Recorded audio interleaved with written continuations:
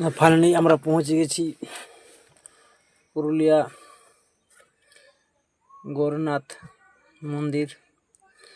গৌরনাথ মন্দিরের ভিতরে দেখলাম অনেক লোকে প্রদীপ জ্বালছে, তো আমাদের মনে একটা বই হলো তো সবাই যখন জ্বালছে, আমরা যখন এসে পড়েছি বাবার দুয়ারে, তখন চলো আমরাও একটা করে প্রদীপ মোমবাতি, ওই যে পিছনে যে আছে ওই ছেলেগুলা 5 থেকে 6টা ছেলে মেলে জ্বালছে মোমবাতি, এই প্রদীপগুলো। ওরা বললে যে আমরা 1000 প্রদীপ জ্বালাবো দাদা। ওর সঙ্গে কথা বললাম আমি, এই ঠাকুর মশাই আমাদের পদে।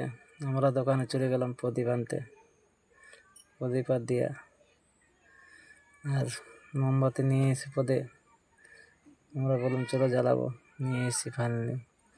আর এখানে মাটির প্রদীপ পাওয়া গেল নাই, আমরা পাথরের প্রদীপ নিয়ে এলাম।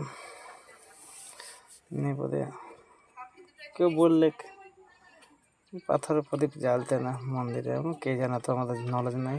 বাবার দুয়ারে যখন এসেছি তখন জ্বালাবো, তখন আমাদের গ্রুপে কে বললে ঘি ঢালা হয়েছে, ঘি ঢেলে পদে সলতা দিচ্ছে। এটা আমাদের মাতাজি আছে আমাদের সাথে, সঙ্গে মাতাজি আছে আমাদের। আর প্রদীপ জ্বালানো শুরু হয়ে গেল। প্রদীপ জ্বালিয়ে বলে আবার দর্শন করলেও একটু দর্শন, প্রদীপ জ্বালানো এখানে হয়ে গেল। আর এখানে মোটামুটি এক ট্রাক্টরের ওপরও ফুল বেলপাতা মানে পূজা হয়ে গেছে, এগুলা রেখে দিয়েছে। দেখে তো আমাদের চন্দ্রেশ্বর মন্দির ডবল হয়ে বসছে, কিন্তু তাও আরও বললে যে আছে এই বাবা মন্দিরটা।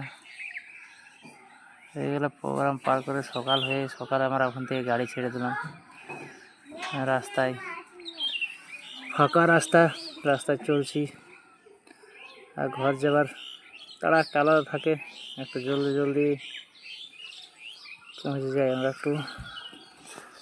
আর কোনো দোকানদানি কোথাও খুঁজে পেলাম না। এই তো জয়চণ্ডী পার করছি আমরা।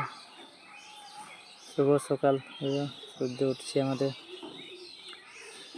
সূর্য ওঠার পর দোকানে ভাবলাম চা নাস্তা করবো,